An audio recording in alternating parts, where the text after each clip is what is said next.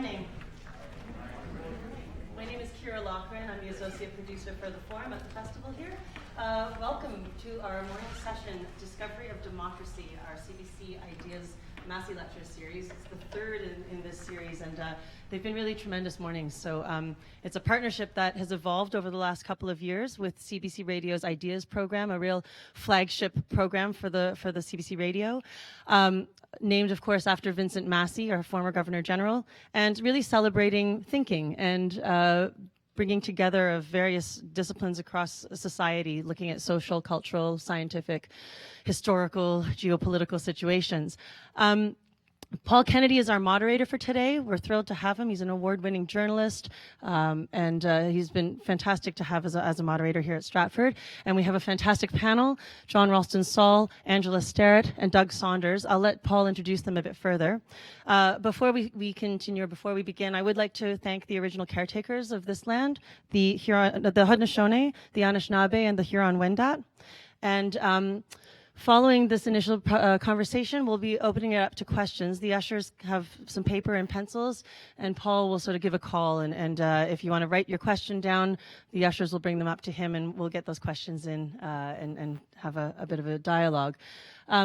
For these series, we have a bunch of the Massey Lecture books which have been published available for sale, as well as John's book and Doug's book. And all three guests will be in the lobby following the session if we don't get to your question or if you'd like to say hello. And so without further ado, I'll pass it over to Paul. Thank you. Thank you, Kira.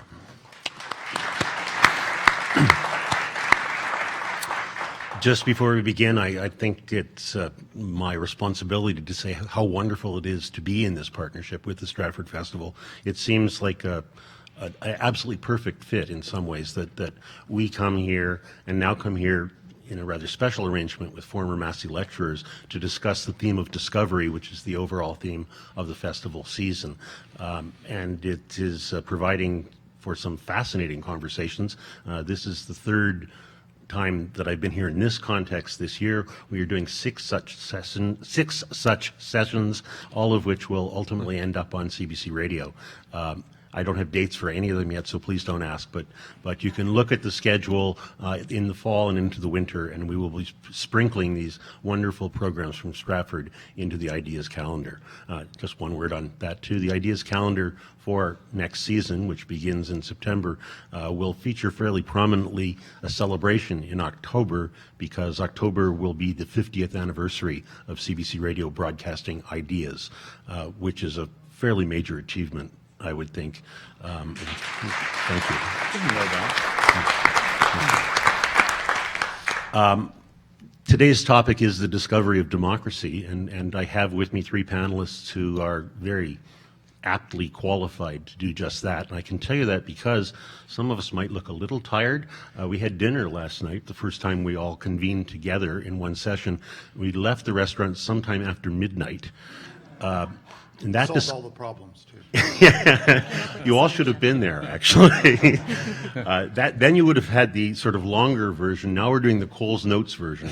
And I can tell you that it is going to be stimulating, not necessarily straightforward. I think we may take some interesting turns and make some interesting discoveries about democracy as we move along. Just to give you the game plan for the morning, the three panelists will each present a short talk of their take on this particular topic.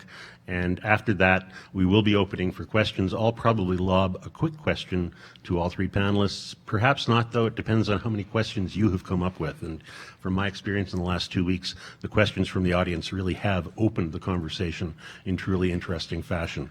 We do have to get out of here by noon, so the most difficult part of my job, often, not just in this context, but any context, is as host of Ideas to close off, to call closure on a discussion seems to me also somewhat contradictory. I would like to facilitate the discussion, and so that's why it's wonderful that all panelists have agreed to come out to the lobby after to continue the conversation and perhaps sign autographs for the books. Doug Saunders is the first man up.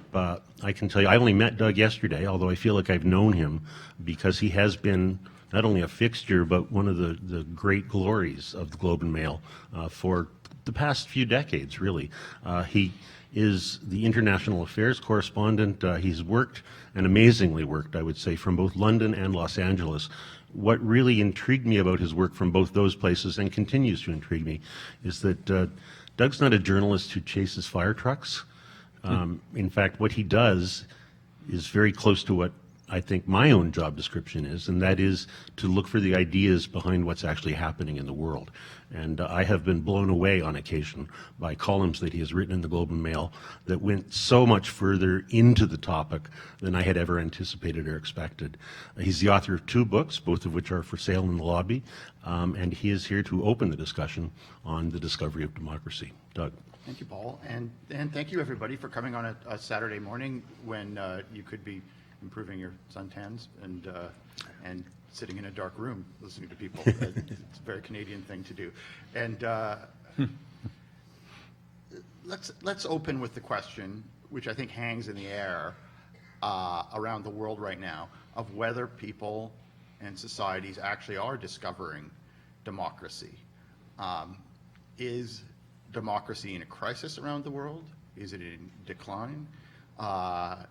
Or has it, in the wake of recent upheavals and revolutions and acts, begun to have another and perhaps final wave of success? And is it what we should be focusing on? And I think to start this question, it's probably worth starting with the sentence that of the past generation has most defined that debate, which was the one written by Francis Fukuyama in his essay, The End of History, ? He dropped the question mark on the book that came a few years later, in which he said that, quote, "The end point of mankind's ideological evolution is the universalization of Western liberal democracy as the final form of human government." And this either became a very famous or very infamous statement written in 1989, months after the Berlin Wall fell, arguing that, as he said, Western liberal democracy was going to become not the only form of political life in the world. He didn't say that. He said that you could have periods lasting centuries when it fell apart, but the default form that was the easiest to do for a number of reasons. And from several decades on, now we can look back at what has happened to that projection and that idea, which some people saw as triumphalist, some people saw as an accurate description of what had happened after the Cold War ended. Has that prediction failed? We have now more democracies in the world as a percentage of the countries in the world than we've ever had before. That's true. Slight decrease in the last couple of years as a few states have fallen off the ledger, arguably Russia among them. Nevertheless, there was a huge increase in the number of democracies. But you could say there's sort of a final mile problem in which a number of major states, including the most populous one in the world, are actively resisting democracy as a form. And here's the important thing in this, and I think the thing that I want to draw attention to is that those regimes, which would include what authoritarian states and so-called managed democracies such as China and Russia, some Islamic regimes such as Iran's state, and movements that are attempting to oppose, like Taliban and ISIS, and some remaining kingdoms, particularly in the Arab Gulf, all of which have made the case during the last couple decades to their people and to the world that democracy in the form of multi-party elections is a Western invention and imposition that is that if it were imposed would be forced on them from outside. So Fukuyama's use of the phrase Western liberal democracy in that line almost became a curse. And he certainly wasn't the only one who did it, but It became popular in the 20th century to speak of democracy as being a Western thing, a Western invention, that it originated in Greece, had come back to life during the Enlightenment in the West, and then needed to be exported to the rest of the world, which allowed regimes which preferred, for their own reasons, not to be democratic, not to have popular sovereignty, to say that any imposition of this is a Western export. This was helped by thinkers in the West who made this boast. It was grabbed by people on the other side in these regimes, arguing that Confucianism in China is somehow incompatible with democracy, even though other Confucian states, such as Korea and Japan, have found it an integral part of them, that it's incompatible with Islam, that it's incompatible with the royal structures of some places. So we have this deadlock in which almost a sort of Heisenberg's uncertainty principle has happened, in which uttering the phrase Western democracy has actually caused, uttering the phrase that Western democracy is becoming universal has actually caused circumstances where Western democracy can't become universal because you've called it Western and you've said this. And this has become a mutually reinforcing thing as we thinkers here continue to claim that it's Western, and thinkers and leaders there continuing to pick up those claims and say, well, then we don't want it. It's not what our people have developed. But let's step back a level and ask how much that's actually true. And more importantly, what has become universal in the decades since the Cold War ended. Because if you look at democracy as multi-party elections on the national level, yes, you have a significant block of holdout states who don't get on with each other, so calling it a bloc is a bit of a limited thing. Any attempts to fail to form an anti-Western bloc of nations have fallen apart very badly because of the lack of any unity in the thinking and so on. But if you look beyond that single factor of multi-party national elections, what's going on? Look at some recent events. Iran, the Islamic Republic of Iran, led by an initiative led by the Ayatollahs who control the state, has decided to agree to give up large parts of its sovereignty over nuclear research in what would be seen by them as a humiliating loss of stature, in order to gain forms of economic and political engagement with the West, which it felt that its legitimacy would be challenged if it lost. A huge sacrifice in order to gain a part of the liberal international order. Cuba agreed quite happily recently to open up trade and diplomatic relations with the rest of the world, partly a big move on behalf of the United States, which had blocked them, but also partly a sign of a new willingness to engage in liberal economic and national relations with other countries. What's happening with these forms of state is that they are recognizing that there is no other way of organizing a country in a sustainable way today other than the liberal state and the market economy. The only exceptions are the last few hermit states like North Korea, really just North Korea, and some failed states that have been taken over by various insurgencies. But there has become really no choice other than the liberal state. That is a set of institutions that include rule of law, the individual as the subject of the state, and those other things that arose during the Enlightenment, and the market economy. Partly because I think what has ended is the idea of any sort of totalizing ideology as an alternative to those things that can work in the long run. The collectivist forms of state, the fascist forms of state that were extremely popular right up into the 1970s, including in Europe, could not stand up under their weight.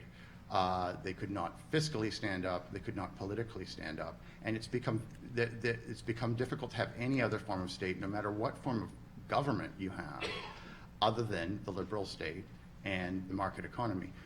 And I don't think that's some divine ray of light that's caused that to happen. I think it's because of the basic fact that in order to have some alternative form of state, you need to have a large apparatus to outlaw and ban the practice of things that are not related to the liberal state or the market economy. And what's unique about about this one form of state is you don't actually need to ban anything that's not like it. If you have a market economy, you can have somebody practicing a collective this or that over here and so on. You don't need to ban it. So it becomes the easier fallback in form of state. So even if you have an Islamic regime or a Communist Party of China regime or something like that, you're going to have that as a non-democratic overlay over a form of state that has become nearly universal. There are no longer any viable alternative ideologies that are capable of holding things. ISIS would like to have a caliphate, but is only able to hold it in various failed state regions. The North Korean model is not something that's being copied by anybody of a closed command economy, and in fact is falling apart within that. So you're left with a form of state, a form of international relations, a form of economy that's become nearly universal. And the decision to reject just the electoral democracy part of it. The democratic institutions, most of them have become nearly universal. The legal systems, the forms of redress, the idea of the individual as what a state addresses. And that contradiction, where you have all the instruments of popular sovereignty without actually the ability to have representative democracy, is explained away by arguing, once again, that democracy is a Western export. And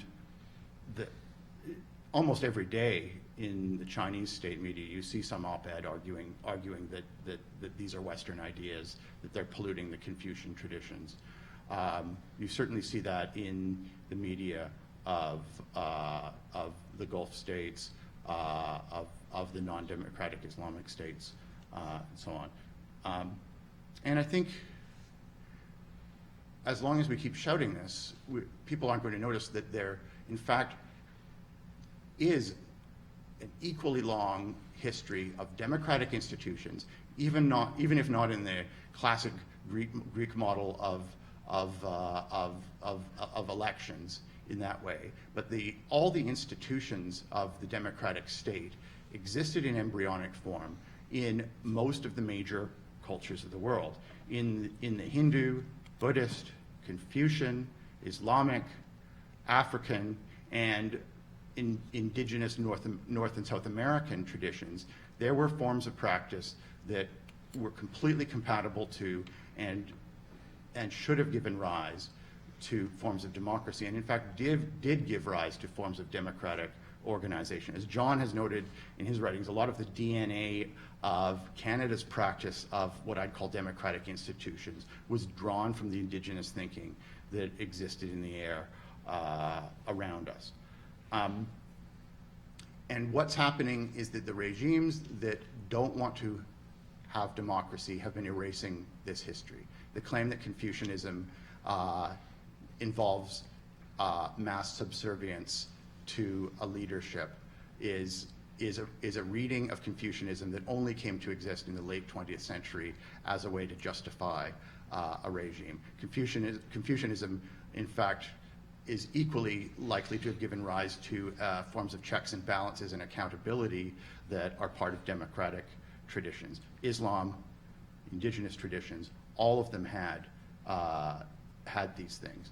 I think what also has been erased is the moment when democratic institutions took hold around the world.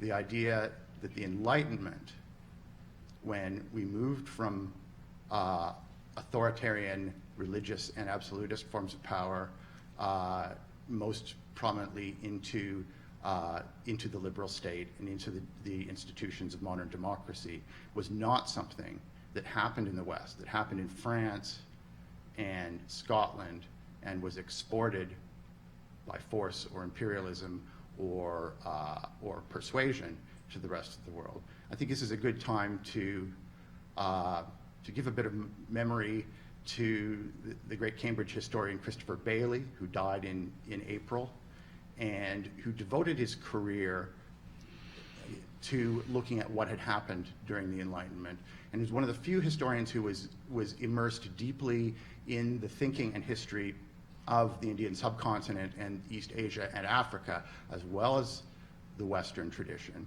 and whose works, particularly The Birth of the Modern World, chronicle what happened from the 1780s onward for the next century as being a simultaneous set of events that happened in all of the urbanized and developed parts of the world, in which democratic institutions and a conception of the state as a liberal entity devoted toward the individual citizen and forms of trade and commerce and so on that were given to the liberal state developed simultaneously in East Asia, in the Indian subcontinent, in the urbanized parts of some urbanized parts of Africa, and in Europe, without being exported. It was a set of technologies and a set of trade relations that caused these political things to develop everywhere in the world during that period.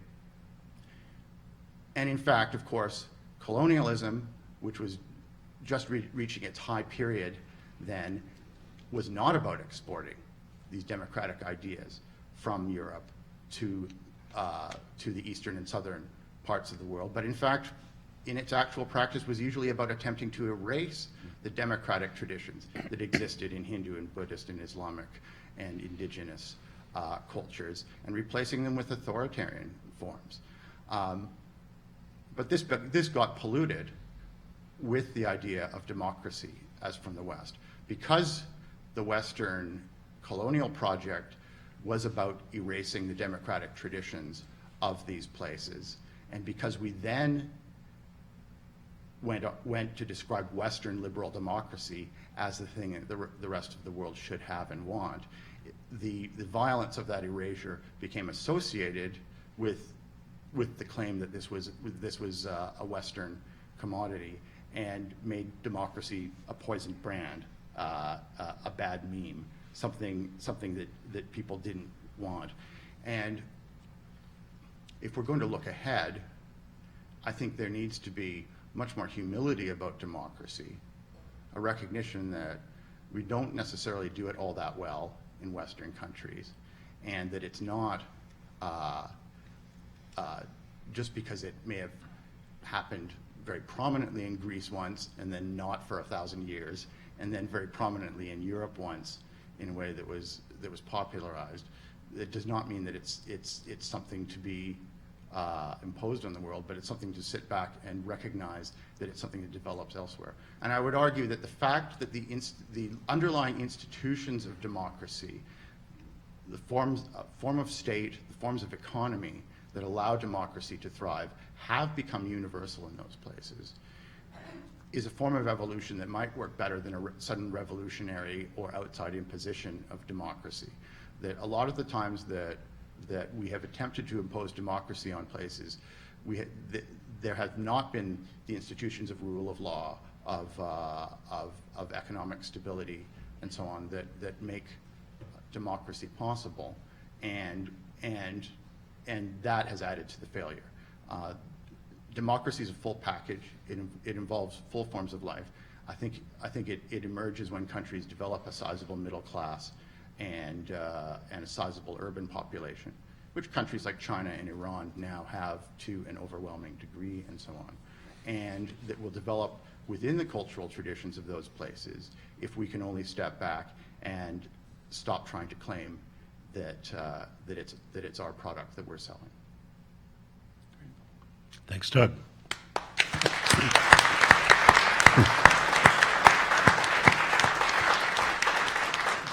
that has set the global context for the discussion of the discovery of democracy in a characteristically intelligent fashion. So I think it's good to move on to what, after last night's 4-hour session in the restaurant, I thought now we're moving to something which ironically could be called our home and native land.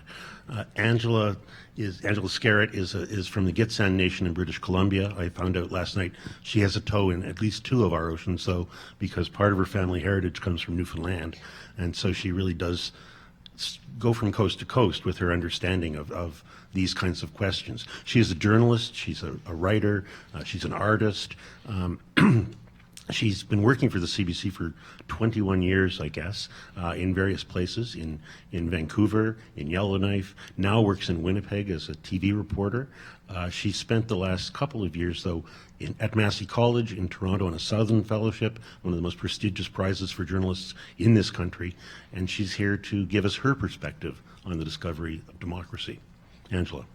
Thanks, Paul, and thanks everyone for coming here. I'm Lawilna. That means I hope you're all well today. And again, like Doug said, thanks for coming out. And when you could be outside in the sun, enjoying patios or things like that, I want to talk to you about more of a localized perspective of democracy. We all have certain understandings of democracy, but I think largely we all understand democracy as sort of 4 things. Having the ability to choose a leader that represents you in free and fair elections, access to human rights, the rule of law and equality under it, as well as participation in civic life. As a journalist, and as a journalist that's also Indigenous, it's interesting for me to sort of track the trajectory of Indigenous participation in this country in a democracy. As many of you know, Indigenous people not only didn't get the right to vote until 1960, but we were unable to form in a group of 6 or more. It was actually illegal because it was considered political organizing. If you were caught politically organizing or you were caught in a group of 6 or more, you would go to jail. So my people who were fighting the Indian Act, who didn't want to need a visa to leave the reservation, who wanted to get a higher education, who wanted to have access to the same types of rights that everybody in Canada had, weren't able to do that. They weren't able to, they didn't have the ability to engage politically. So when enfranchise came about, that was another thing, because many Indigenous people, I'd say all 600 First Nations across Canada, as well as the Inuit and Métis, all had their own governing structures, very sophisticated governing structures that talked about the economy, that had our own laws, that had our own roles for individuals, that had designations for labor. So when enfranchisement came, it was a bit jarring for people because it was redundant. We already had our own governing structures. We already had our own elections, our own forms of democracy. And so I hear often people critiquing Indigenous people, why aren't they participating? Why aren't they voting enough? And I often hear voting as sort of the harbinger of democracy. You need to, this is the only way that you can really participate. My people have been, not just my people, but all Indigenous nations in Canada have been participating, as many of you know, in court cases, some of them very long-standing court cases, to define treaty obligations, to define our relationship with the Crown. One of the things that I think is really interesting, if we skip ahead to today, is that up until recently, we haven't seen our people reflected in those leaders who we are to elect. We don't see the platforms up until recently talking about our issues. I remember at one point I interviewed a young woman and I said, well, why don't you at least vote for Green parties? Surely they must have some similar ideas with you about the environment. And she said they have no platform on treaty obligations, on Indigenous lands, on land claims. I'm sure that's changed by now because many politicians are looking at a potential swing vote, as Indigenous people are the fastest growing population in Canada. However, but a lot of Indigenous people I've interviewed, professors of political science, Indigenous lawyers, corporate lawyers, lawyers that have been fighting in some of the biggest court challenges in Canada don't vote. And some of those reasons are some of the ones that I just discussed. Not being able to have recognition of our own governing structures, not feeling represented by those people that we are to elect. But I think it's important to understand that Indigenous people are not just participating, they're shaping the way that we see Indigenous people and the rest of society. And we've seen that a lot more recently. As a journalist working in the media, one of the things that I always found really challenging was the representation of Indigenous people in the media. And I find media one of the most powerful forms of power, of democracy, of carrying out those messages. I think when we look at things like Idle No More, that happened in 2012, we saw massive demographics of Indigenous people taking to the streets to talk about some of those issues that many people were unaware of. Not just talking about treaties, talking about residential school, talking about truth and reconciliation, talking about gender identity, talking about patriarchy. And we've seen that reflected in the media lately. We've seen the Globe and Mail take on a commitment to missing and murdered Indigenous women. We've seen the CBC. I remember joking around, I think there's 4 of us Indigenous TV reporters, and joking around one day saying, wow, this is amazing. There's actually 3 Indigenous people on TV in one day.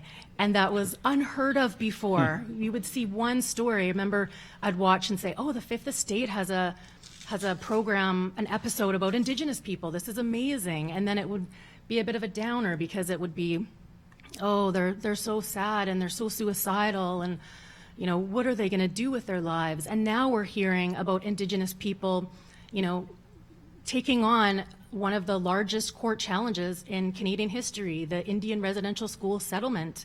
We're hearing about truth and reconciliation, Indigenous people taking the lead on explaining to people what happened in Canadian history.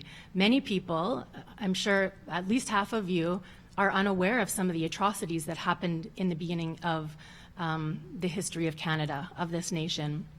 And so I think it's really important to understand that when we're talking about democracy, I just often hear people really associating it with elections or just with this certain type of model. Whereas Indigenous people have been shaping this nation in a variety of ways, and shaping not just Indigenous people, but shaping the entire nation of Canada for several years. But I also want to talk about the governing structures, and the importance about something that Doug talked about is that some of these systems have been imposed. And so some of these, democracies that have sort of been, told that these are, we live in the paradisimo of the world. We are the leaders in democracy. We have to think that this model, yes, some of it was derived from Indigenous nations, from Indigenous cultures, from Indigenous democracies. But I think a lot of Indigenous people are looking at their own cultures and their own governing structures as something to return to, and hence this reluctance to sort of join this nation state. And this isn't a plea for people not to vote, or this isn't an explanation of why Indigenous people don't vote, but it's to give you an idea that democracy is carried out, and Indigenous people participate in democracy in more ways than one, than just elections or just voting. And I think it's a question for people to ask. Democracy means different things to different people in Canada, and to ask, why don't many Indigenous people vote, and why should we vote? And so these are questions that I ask you to think about, and I ask you to consider how Indigenous people are creating a better democracy that we live in today. Great. Thank you, Angela.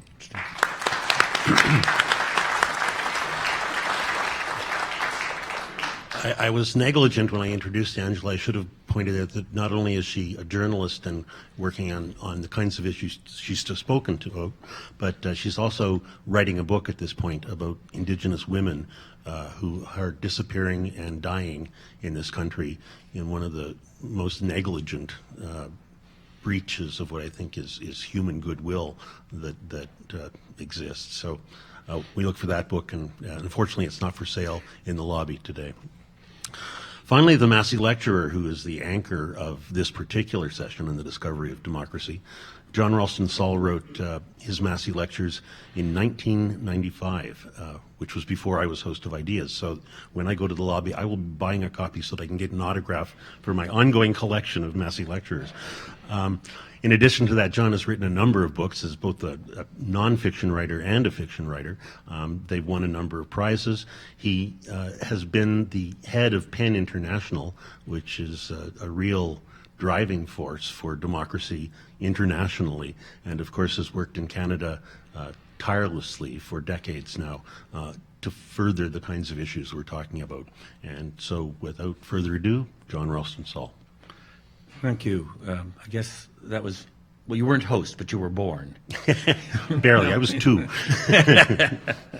Well, I mean, I think you've heard from both Angela and Paul, just, you know, democracy is not Greece and Western Europe and the Enlightenment. And I mean, this doesn't sound revolutionary, and yet when you move into our universities and so on, this is revolutionary to actually suggest that democracy exists inside Indigenous culture, it exists inside Confucian culture, Islamic culture. It's a really, that's going to require, and I agree totally, this requires a total reworking of what we teach in Western universities about ourselves, and therefore what we assume about non-Westerners. Let me talk a little bit on the back of that about almost practical things about how I think democracy works, and not just in the West, but part of it will be about Canada. I mean, in order for democracy to function, I think there has to be a sense in the citizenry of self-confidence, a sense that justice is possible. You're not going to be arrested for saying something, you go out your door or whatever, and that the system works. That if you do a certain number of things by the method which is proper to Cree or English or Chinese, that it will work. Something will come out of it, that words mean something, that actions mean something. And I would say, in spite of the semi-positive things Doug said, you know, I think that's about right way to characterize it, that we're now in an era, not just in the West, of a sort of internal attack on democracy, often by its own elites, its own leaders. And so you're in an era of rising fear in which the state, particularly the Western states actually, are actively encouraging fear in their citizens. And that seems to be, as a follow-on, a way for them to function on that undermining, because if you're fearful, you're not self-confident, that undermining of self-confidence of the citizen, and then allowing those states, those governments, to put in place laws and rules which actually are shrinking the rights of the citizens and the functioning of the democracies and freedom of expression. I see this every day with PEN. I mean, the problems we deal with are every day about where the states are actually cutting back on what, say, 2 or 3 generations came to assume in the functioning democracies, not just in the West, were rights. And so the citizen's sense of our role starts to become more and more uncertain and shaky. I'll take one of the most basic examples of does democracy function, and it's what I call the impunity test, which is if somebody's killed, does the state carry out an investigation, hopefully arrest somebody, try them in a fair trial, and if necessary, punish them? And so if you go, for example, to Honduras, there's a 91% impunity rate, which is to say 91% of the time nobody is arrested, tried, or whatever, or is there even an investigation. In Mexico, theoretically a democracy, it's a 90% impunity rate, and I could recount almost tragic comic conversations about what that means with cabinet ministers there. So you then look at Canada, you say, well, no, we're not like that. And you look at this question of the murdered and missing Indigenous women, and you say, okay, what's the impunity rate? You know, and I've talked to some people about this. We don't know what it is. We haven't even done the work. And yet, when you actually listen carefully, you have a pretty good impression that the impunity rate would not look good. It may be not as bad as Honduras, but it would not look good. And if it doesn't look good, that's a suggestion that our democracy is not functioning all that well. Second comment, I think that from a practical point of view, democracy is partly about structures, but there are many different structures, as you've already heard. But it's largely about this sort of the citizen, the engagement of the citizen, people doing things, and changes happening. And really, each generation or 2 or 3 generations, societies are faced by a test on key issue or issues, and then there's a struggle inside the democracy, and then if things go well, changes are made. And I believe very strongly that the key test in Canada today is the one that Angela was talking about, which is the situation of Indigenous peoples. And I'm talking as a non-Aboriginal to non-Aboriginals on this, because we're 95% of the population. And so we have that responsibility to ensure that things are being done, that things are happening, and if they're not, it's our decision not to do them. And the situation is perfectly clear. There is no excuse for any of us to say we don't know what the situation is. We've had 3 national commissions, Berger in 77, the Royal Commission in 96, and now the Truth and Reconciliation Commission. We all know what the problems are, if we want to. We all know what needs to be done. And then we ask the fundamental democratic question, what has been done? And the answer is virtually nothing. Virtually nothing. A great deal has been done by Aboriginal people. Virtually nothing has been done by the Canadian state or the Canadian citizens who vote to make that state function through taxes and through leaders and so on. So democracy is a matter of citizen-based choice. And I think Angela had a list of 4 things. And I would say democracy is based on empathy, your fellow citizens, fairness, and justice as opposed to the rule of law. Justice. And those things, empathy, fairness, and justice, show themselves through action and programs. People say, well, that's just a program, that's not Canada. But actually, the programs are the ways in which we show that our democracy functions. So Medicare was an enormous battle, and it's all about empathy and fairness. Public education, it's about empathy, it's about fairness, it's about justice. You go through all the key building blocks of Canadian democracy, and you realize that's what they're about. They're about applied ethics and applied commitment. So then you say, okay, Indigenous people, what have we done? On our side, what is in our responsible area? Have we acted on underfunded Indigenous education, on curriculum content, on support for 55 languages from here, not imported here, on polluted drinking water, on child poverty, on a dysfunctional justice system? Are we working hard to ensure that the incredible new leadership, Aboriginal leadership, are hired as lawyers, as managers, as journalists, and so on? No, to all of those. Instead, we're spending over $100 million of our taxpayer money in order for federal lawyers to fight against justice for Indigenous people, and we're using them also to try to extinguish treaty rights, Aboriginal rights.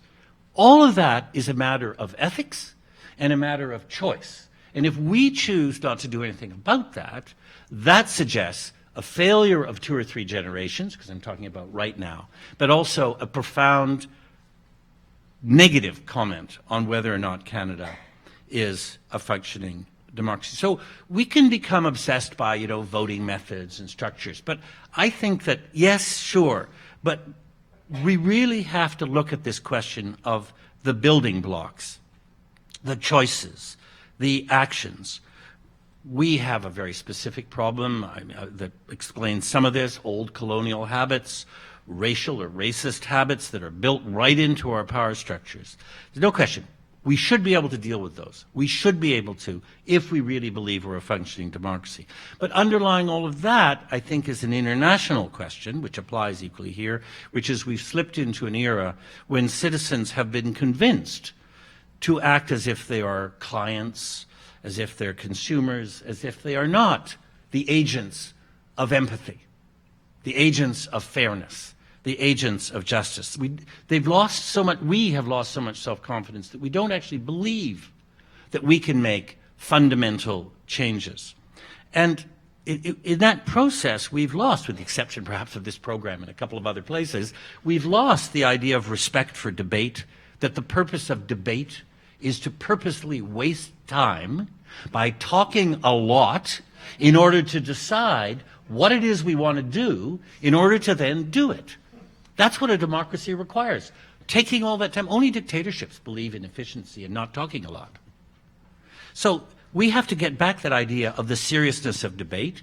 In the particular Canadian model, there are the various Aboriginal methods, which I think are really fascinating in all their differences. At the national level and the provincial level, there's Parliament, which is not being taken seriously, which is a place of debate, and that debate is of primary importance. And then just finally, again, a detail. We're seeing, as I said at the beginning, a sort of rise of an atmosphere of fear, which is very bad for democracy.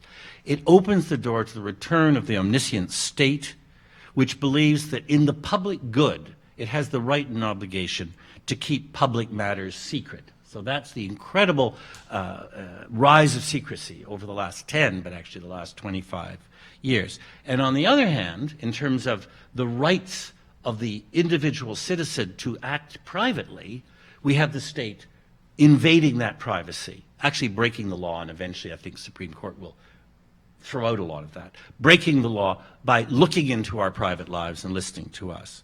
It should be exactly the other way around, if our democracy and other democracies are going to function, which is to say that there needs to be transparency in the public area, in the area of the public good and public policies. But on the other hand, there needs to be very strict rules protecting the privacy of the citizen, because it is precisely in private conversations that we make up our mind what we will or will not say and do in public. Thank you.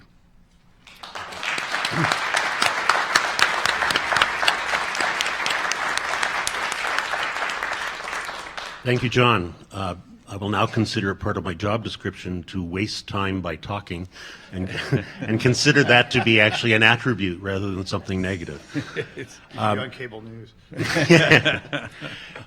I guess to use a theatrical metaphor, the stage is now set for the really interesting part, and that is the question period. I'll begin it, but as Kira mentioned, we will be taking questions from the floor. The ushers have a series of note cards that they will pass around. Please raise your hand if you'd like to add a question into the conversation, and they will be fed to me, and I can then deal with them in this context. The first question I'll ask, which will be a simple one and maybe simplistic one, but I'll ask each of you to give a report card for Democracy Now! Where are we? A plus, B minus, D, E. In Canada, in the world, and what is the trajectory as you see it? In which direction are we going? Are we going up that scale or down that scale? Doug. Okay. In the world,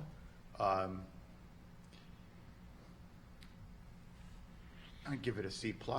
I think there are a lot of situations in the world that are major problems that are being resolved through democratic action and so on. Europe, and look, it's a very large part of the world's population, has stood down a potential crisis. The worst economic crisis it has faced in 60, 70 years, one that's seen a great many of its countries have more than a fifth of the population unemployed. And yet not in a single one of its 30-odd countries has an anti-democratic regime of the extreme right or the extreme anti-democratic left become either the government or the main opposition party. Not a single country. I think partly because of the democratic institutions other than elections, the free movement of people between borders, which meant that the young people who would have in previous generations have become infuriated, riot, vote for extremist parties, instead just went to the countries that had good economies by the millions and went and worked and lived there and so on. We've seen those problems solved. We have seen in South and Central America, South America, yes, there's some Central American problems, a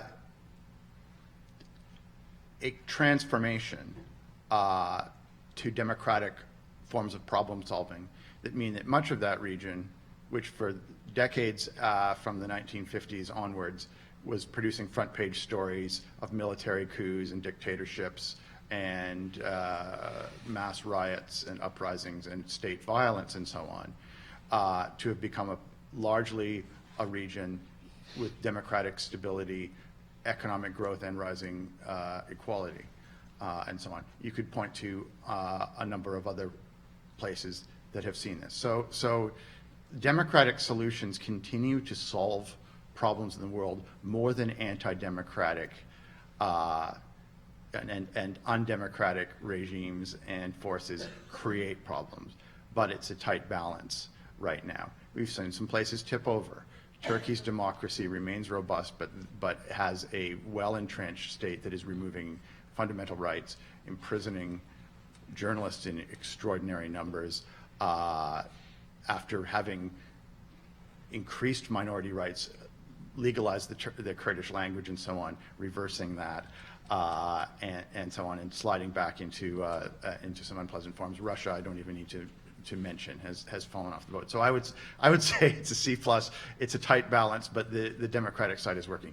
In Canada, and I would say so other Western countries like Canada, we're going through another cyclical moment when bodies of the state are doing things, imposing controls, often, as John says, in the name of fear of terrorism, and so on, that and also increasingly in the name of an imagined Cold War with China and that sort of thing, that are restricting the ability of citizens to act freely, that are imposing surveillance regimes that are potentially dangerous, that are imposing laws such as what we've seen in Canada, Britain, and a number of other countries that potentially make having thoughts that are unacceptable illegal, and that could be menacing to democracy. Now, this has come and gone back and forth. We had waves of this type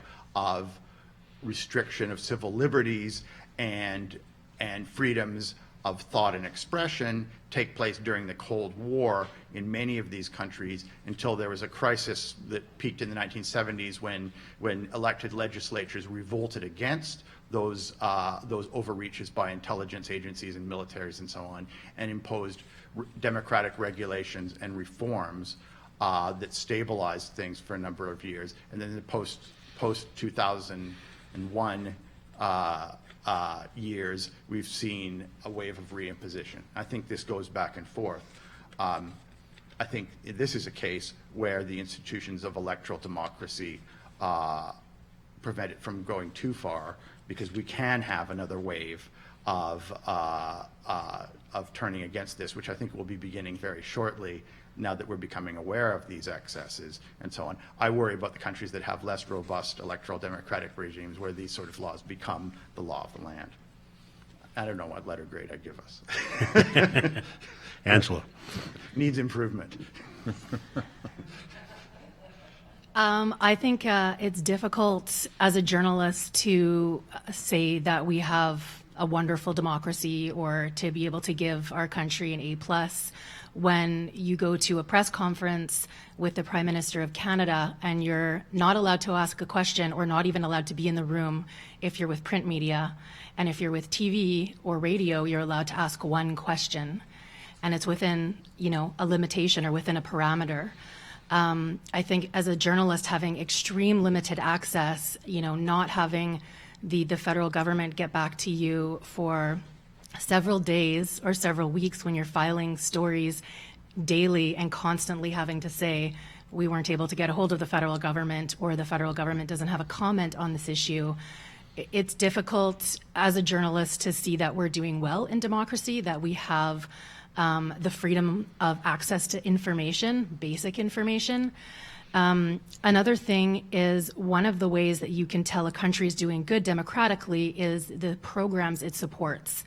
That's the way that the citizenry participates. So programs such as, the Aboriginal Healing Foundation, the Status of Women Canada, programs that support health, programs that support mental health. We've seen, I think, $60 million cut from the federal government of all these programs.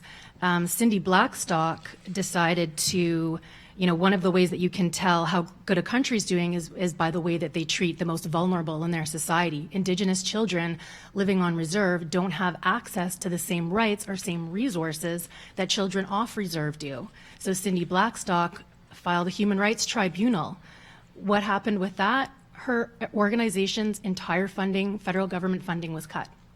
The AFN, the Assembly of First Nations, who supported her in this, their child and youth programs were cut by 85%.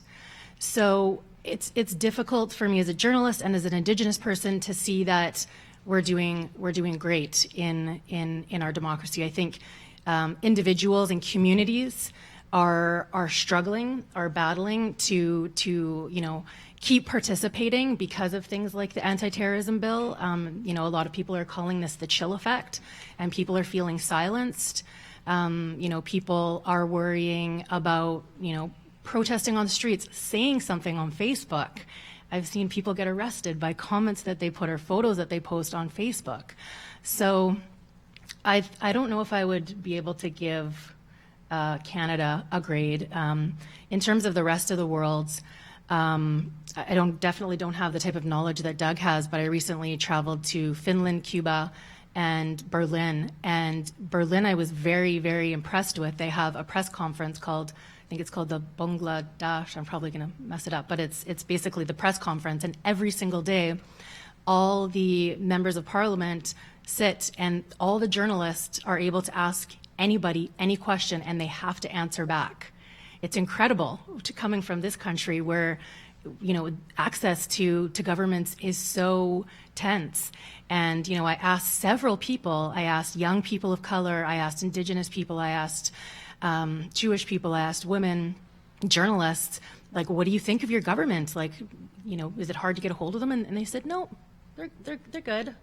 And they actually have that kind of relationship. The journalists have this kind of relationship with their government. So for me, that's an interesting model where there's so much forthright information and there's so much transparency about what's going on. And I think a model like that is something that Canada can look towards. Also in terms of their Truth and Reconciliation, they have no problem admitting the Holocaust happened. They have no secrets.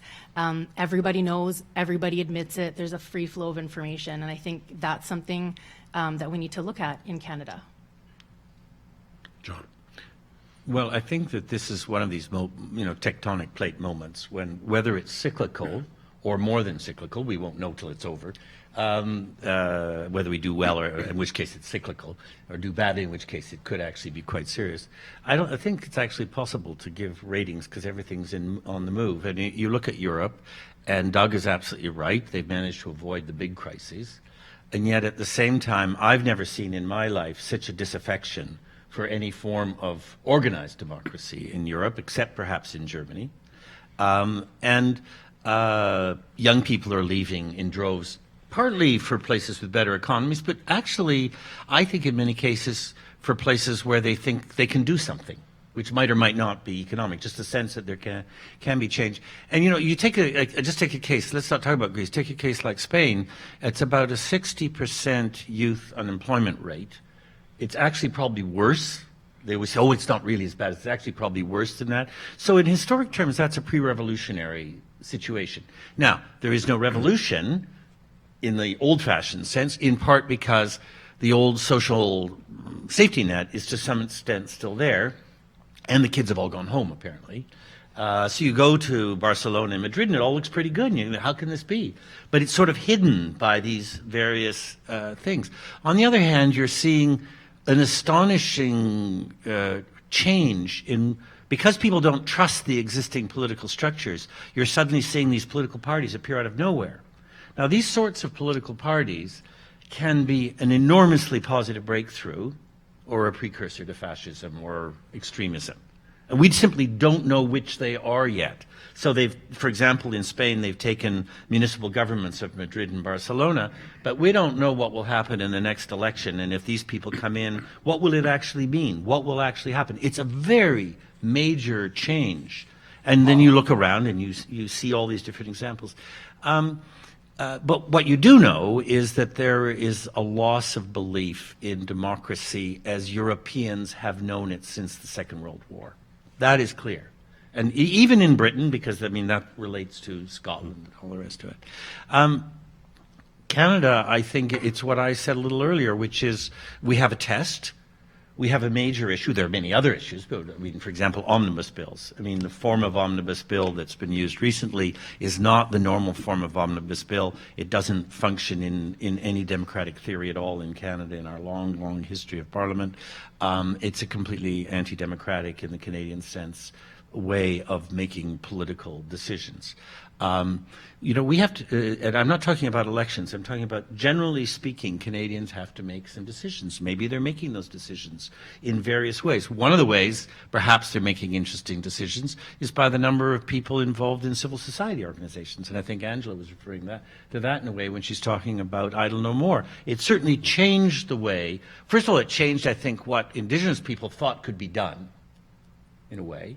You know, it gave enormous self-confidence.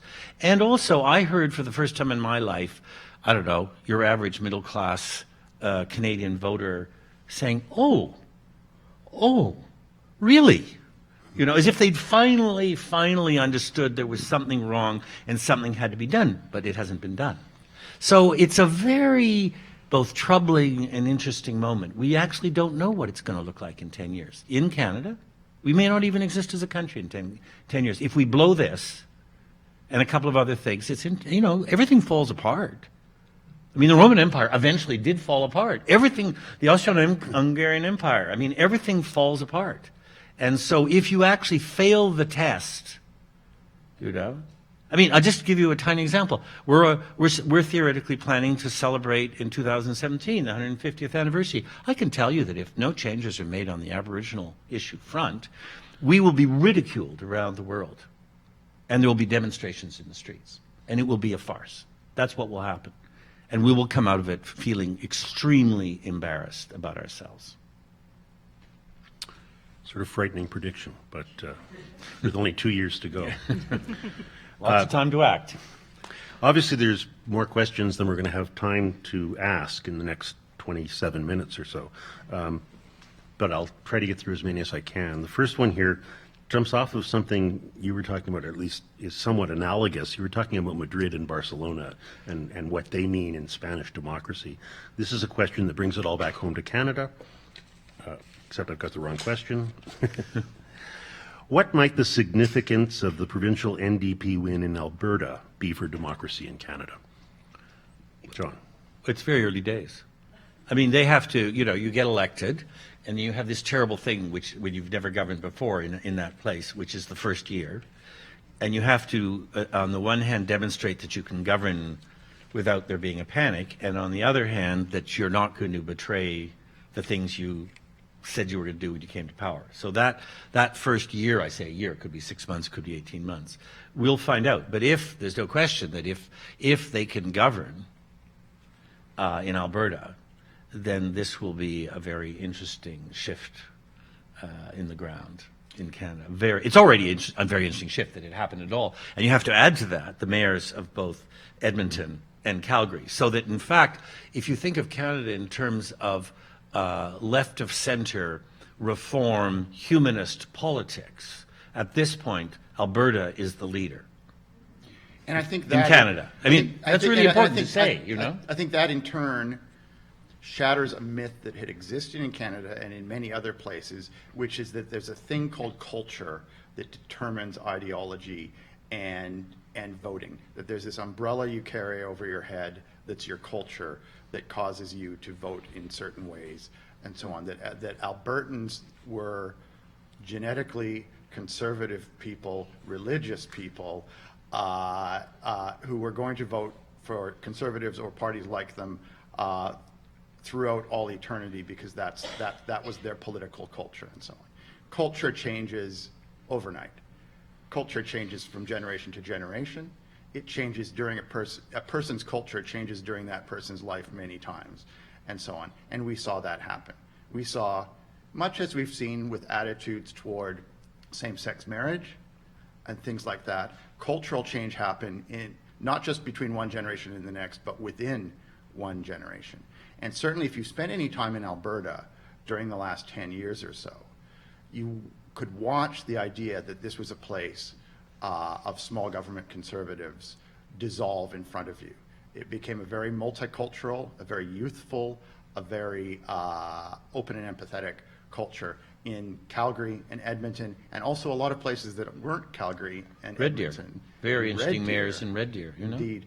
And it was because people thought things through and in large numbers had a change of mind. Who knows if this government or these municipal governments are going to be that much different. The fact that people are willing to vote for them indicates that they're not guided by some pre-existing set of rules above their head that say that Albertans are like this. Can I add just a slight twist on that, which is, I agree with you that there's been a change, but I actually think that Alberta was always a much, much more interesting and complicated place than it gave itself credit for. And you only had to go on the ground and see in the communities how interesting Alberta was. But they had, and at various times they figured out how to vote for interesting governments, and at various times not, like other parts of Canada. And you know, everybody says, if only we had Peter Lougheed, and then finally, everybody is measured by whether they can get to that sort of level of social inclusion, whether it's called Conservative or NDP. You know, so we'll see. It's going to be a really interesting. You probably know it really well, Angela. I don't know, but Alberta. The fact that Oil sands, yeah. the fact that Toronto elected a famous right-wing populist, and that right-wing populist was elected mainly by members of racial and ethnic minorities who were excluded from the mainstream economy, and that this divide continues in Toronto, I think also shattered certain ideas about cultural unity and change. Yeah. I always, Go ahead. I just always find it interesting, like, to hear things like the people that voted in Stephen Harper were single moms, poor single moms, the people, you know, begging your groceries at the store, the, you know, low income, the working poor. And I didn't believe that at first. And when I started taking my son to daycare, it was, I mean, everybody thought he was, people were referring to him as our emperor, as our great leader. And I always find that side of things very interesting. And I also, I don't know, just with I covered the child tax benefit that just came out, and surely that's interesting timing for that, but also what, you know, how will that swing the vote, you know? Mm-hmm. Yeah. Yes, I was living in the States in California in around 2002 when that idea came, when George W. Bush came up with this idea of how to win the 2004 election, which is I would get my tax refund, which being California means that you got almost all the taxes you paid sent back as a very large check. It's amazing how little tax they actually collect in many U.S. states. And then about 2 months after I got most of the taxes I'd paid back as a tax refund, I and every other taxpayer in the United States received a check for $700 with a picture of the Statue of Liberty on it, mailed from Austin, Texas, well known as George W. Bush's seat of power, which was the George W. Bush tax refund, which was simply giving $700 to every taxpayer in the country. And I would argue that It's instant very money, cynical move yeah. bought him a re-election. Yep. That and everyone discovering that John Kerry spoke French. Yeah. And all that implied. Yes. That he had a passport. Had been somewhere where God's language was not spoken. Yeah. But I mean, I think we have to be careful, because it is true that there are very cynical and careful ways that you can buy off votes here and there. But also there are moments when citizens decide that they're going to go along with that. And there are moments when citizens decide that they're not going to go along with it. And I think we have to, you know, that's all, that what I said, it's about choice. We have these choices. And it's worth just saying that, you know, one of the building blocks, which is still sitting there left over from, what should we call it, the women's movement, you know, is the national daycare program. That is a building block of fairness, empathy, and justice and inclusion in Canada. And that, like Medicare, it took from 1921 to Tommy Douglas and then Pearson to get it in place. We still don't have that enormous building block. I mean, we sort of say, well, women are equal now, but we're very careful, we being the men in the room, to make sure that one of the key building blocks of that equality is not put in place.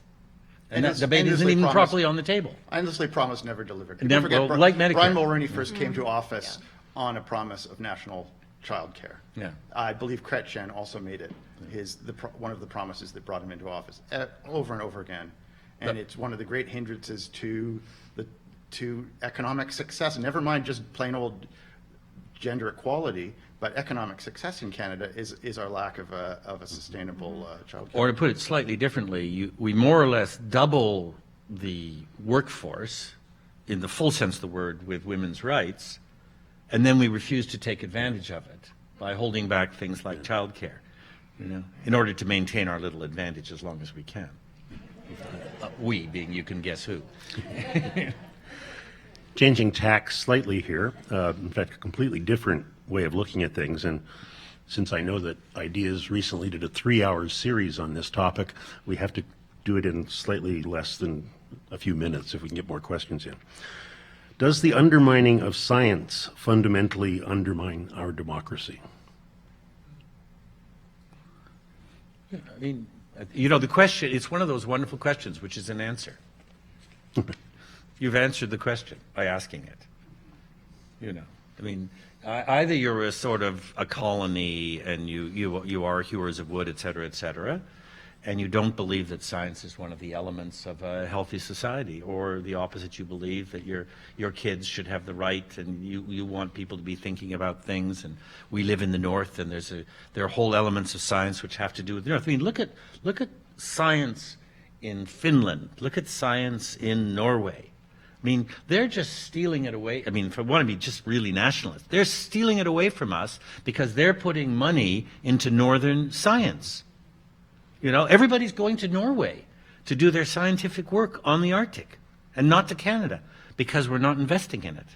And we were just about to open up this research center, which we've moved 1,200 kilometers south from where it used to be. And when you actually examine, this is one of the things where I actually phoned up and to get some information. I wanted to ask honest questions about what is this going to be used for.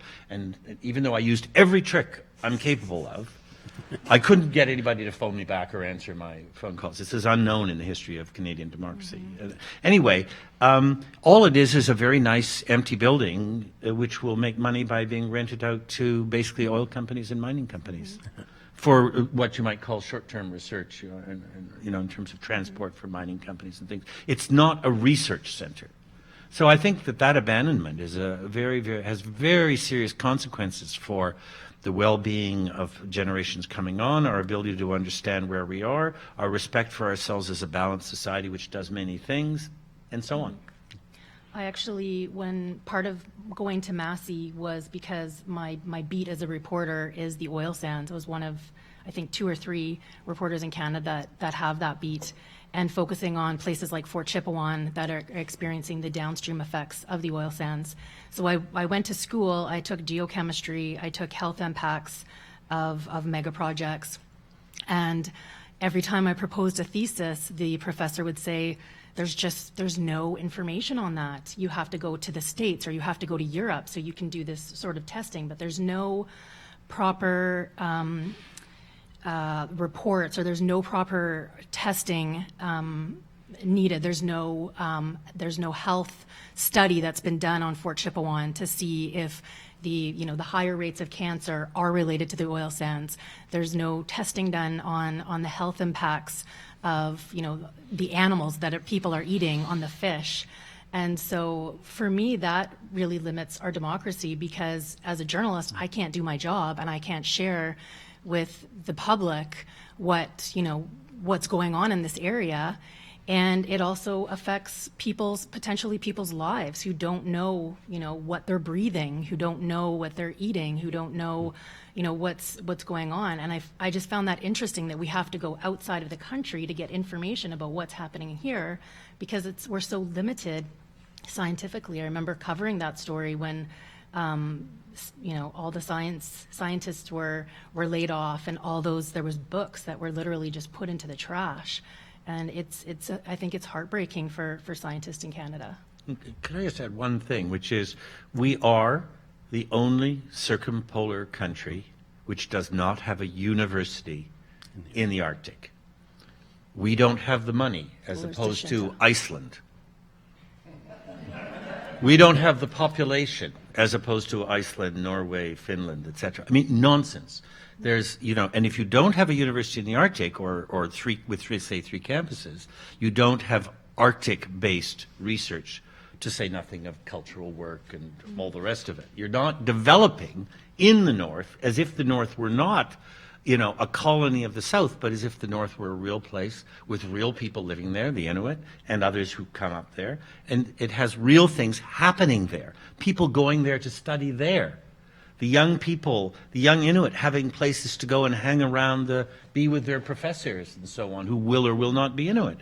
I mean, it is a choice not to believe that we are a northern country and that the North is a real place. And science is not doing the science in the North and from the North, as opposed to summer trips from southern universities, is a major negative decision. And this goes back, this is true of Canada all the way through. It's not a new phenomenon.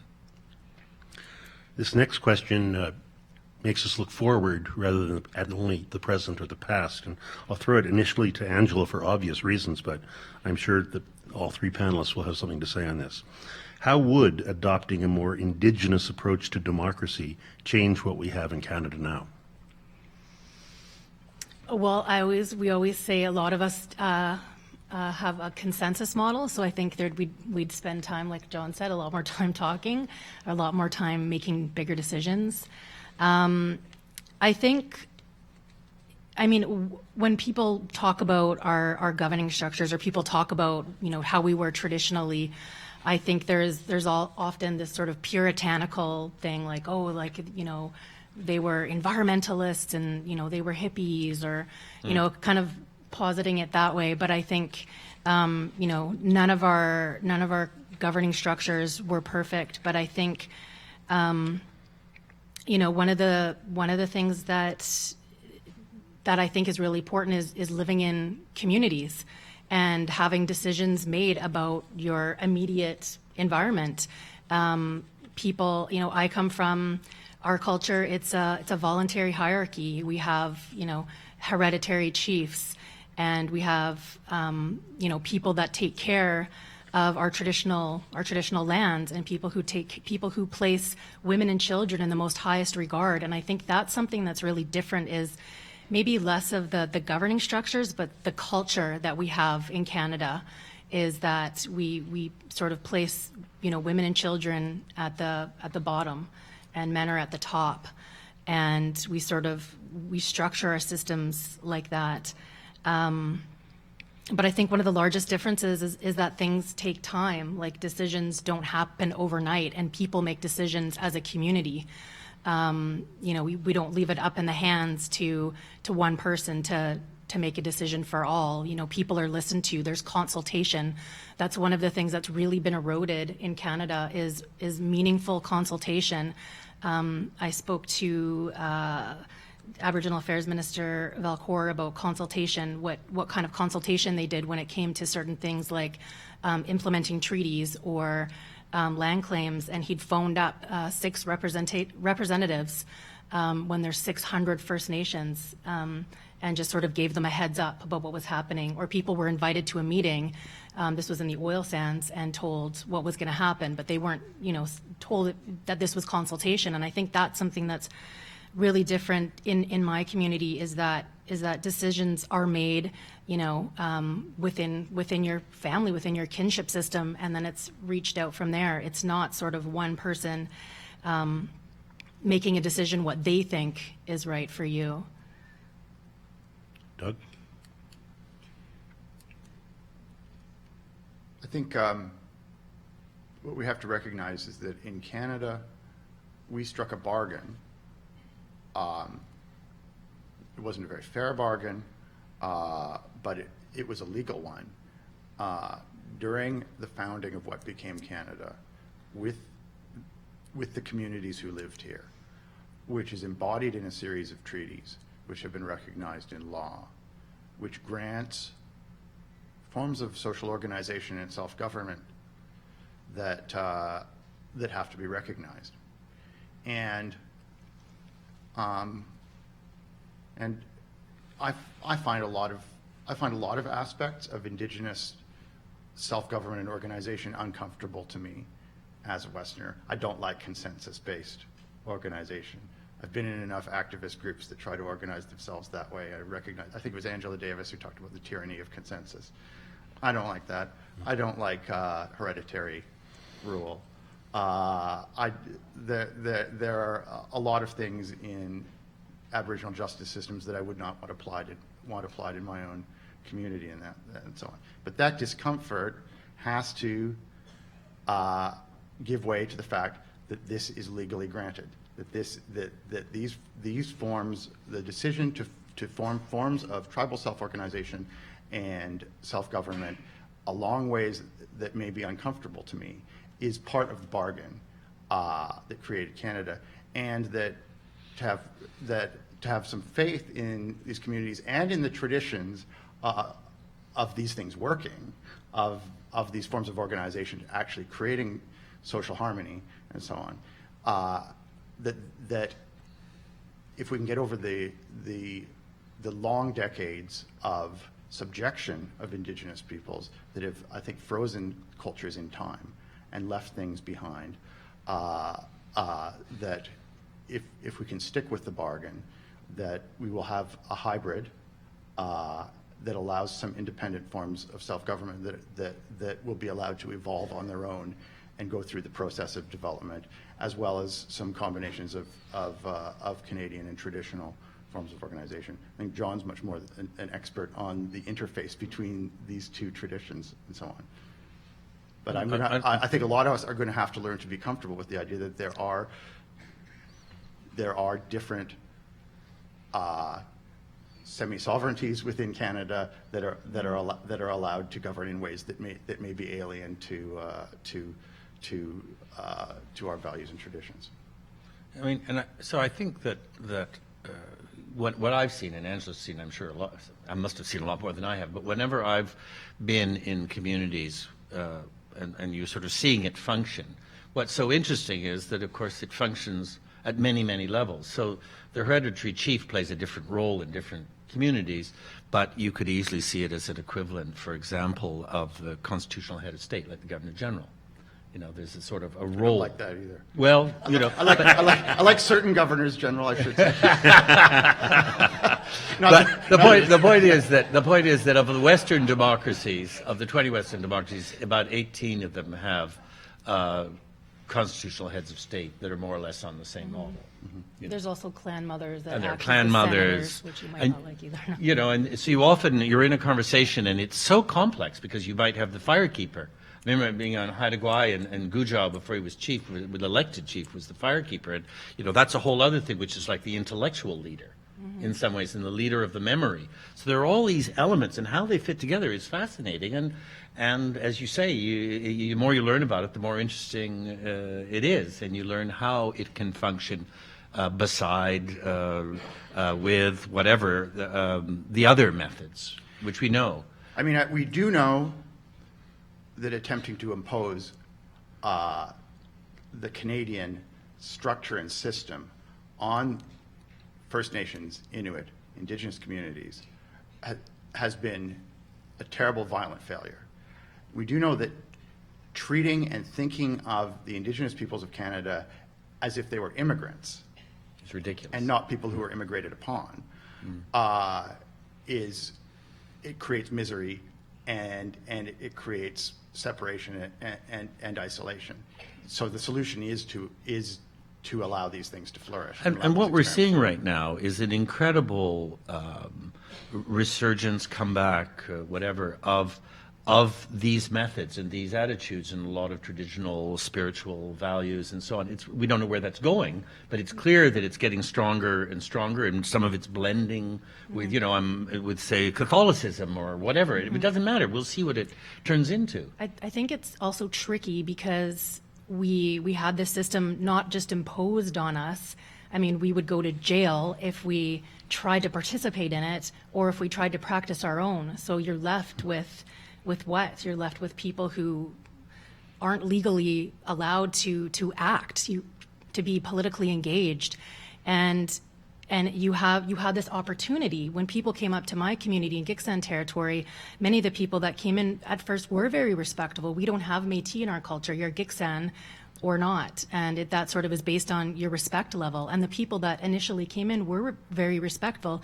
And there was an opportunity there to learn from each other and to, connect and unite different forms of governing at that point. And I think it's tricky now because it's been such a epic fail. There's been so much damage done by this imposed system. And I think it's tricky now because, where I grew up, mainly in Vancouver, it's amazing because we'll come together as a community. There'll be like 500 Gixan people having a dinner together at a downtown gym. And, you have opportunities there to connect in that ways. But there's also Cree people, there's Dene people, you have all these different people. And I think, politically organizing, it's challenging because some of our systems directly oppose each other. I'm from a matriarchal society, but Cree and Anishinaabe people are a patriarchal society. So how do you reconcile those different systems? Even when when I covered the Tina Fontaine protests, there was a lot of tension with how that was organized because, on the West Coast, that would have been women sort of leading the way. So I think it's tricky. It's not sort of like this is the way it would look because there's so many layers. And I think if things would have gone smoothly at time of contact, there was an opportunity there to transform our cultures. We're not stagnant cultures. We're constantly changing with time. That's why we don't have dog sleds. We have skidoos. That's why we drive cars, and we adapt to technology in pretty amazing ways. But I think that opportunity was sort of lost, and so I think now people have a lot of work to do, even understanding who Indigenous people are. Pan-Indigenous people across Canada, who we are and who you are. So I think there's a lot of work to do before we can get to that point of discussing melding different cultures, because we need to do that truth component first. And if I'm allowed, a very brief philosophical comment, which is that, you look at, say, our environmental crisis, and you trace back to where do the basic ideas about how we will relate to the environment, where do they come from? And of course they all come out of European schools of philosophy, in which the understanding of nature is nature can be conquered, man goes on top, nature is there to serve us. I mean, it's the Enlightenment, it's all there. And that's what we teach in our departments of philosophy. So we're actually teaching ourselves a philosophy of our relationship to the environment which is destructive. And we all know that, and there's been no attempt really in the departments of philosophy to say, wait a minute, we're actually responsible because we're creating the foundations of this fundamental misunderstanding of what you can do to or with the environment. I think we have a very interesting, and this is actually the question that you asked, we have a very interesting opportunity in Canada. As it happens, the people who are from here and who are doing really well in many ways, they're fastest growing, big, enormously fast growing university population, a lot of very interesting philosophers, really interesting philosophers, and they're writing, so they're putting it in the public domain, how, for example, the Housat would see a worldview, which is, say, a philosophical view of the relationship between people and the environment. And it's completely different from what's taught in all our universities as universal philosophy, which is in fact English, French, and German philosophy, i.e. provincial stuff from 3 small countries, right? Passing itself off as universal. And actually the Housat have a really interesting message to us about how how to explain the fact that we're not on top, we're actually part of it. And how that actually functions. It's not romantic at all, it's actually very tough. The romantic thing is, Descartes and company, who are very romantic because they pretend that we are actually in control. That's romanticism. I think it's appropriate to end there because, not because the conversation is finished and not because we're out of questions, but the clock has struck 12. That's very Cartesian of you. Or utilitarian. Now, I want to join you. Thank you for your questions, by the way. They were very useful and obviously very interesting. And thank you for coming out. And please join me before Kira comes up to close the session. Please join me in thanking the panelists for so eloquently discussing it.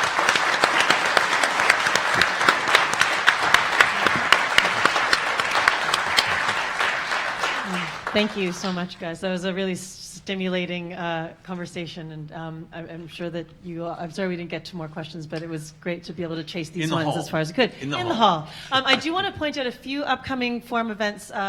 These are the July calendars. The August ones will be in our theater lobbies next week if you want to pick one up, or you can go online under the forum and see what's coming up. We have some additional ones that I wanted to bring your attention to because you might be here through the weekend. Tomorrow morning, Carrie Perloff, who is directing our production of John Gabriel Borkman next year, has a book out called Beautiful Chaos, A Life in the Theater. She's going to be speaking about some of the ideas and content of that book with Anthony Cimolino, our artistic director, and Shauna McKenna, who's a frequent collaborator of hers, in the Festival Theater lobby. It's a free event starting at 11 tomorrow morning. On Wednesday, Paul's going to be back with us moderating a panel with some of the Hamlets that have played on our stages in years past. It's Brent Carver, Stephen Wimette, Ben Carlson, and Jonathan Goad, who's our current playing Hamlet in our current production. The event's been moved. This calendar says it's in the Chalmers Lounge. It's been moved to the Tom Patterson Theatre because of ticket demand to accommodate more patrons. So please go and join us for what I think will be a very interesting discussion that Paul is going to be moderating. And the last event I wanted to bring your attention to is a little later in the season, but John Ralston-Saul and Adrienne Clarkson's organization, the Institute for Canadian Citizenship, is partnering with the festival for the third year on their LaFontaine Baldwin Symposium. And the speaker for this for the symposium this year is Naheed Nenshi, who, of course, the mayor of Calgary, who was part of our conversation today, so I think it's very apt to promote the event. He'll be at the Avon Theatre on September the 19th. And it's a Saturday morning at 10 o'clock. And it's a really fantastic event, one of our flagship events as well within the forum. Naheed will give a talk, John will conduct a conversation with him, and we follow it with a roundtable discussion, smaller, up in our for over lunch immediately following. So that's on September 19th. Can I just say where anybody who can get in, because there's only 120 seats I think to we that actually as opposed might have just sold out. Oh, is that right? But it's for the roundtables. But it's fantastic because Naheed, Adrian, and I can't remember, but we kind of launch it and everybody sits at tables of 8 or 10. Yeah. And each table is hosted by somebody like a mayor or somebody like, or one of you, and then there's this discussion. It's really, really an interesting process. So please do keep posted on forum events. The activities continue throughout the season. I hope you have a great day and enjoy the rest of your time here. And thanks again for this morning's conversation.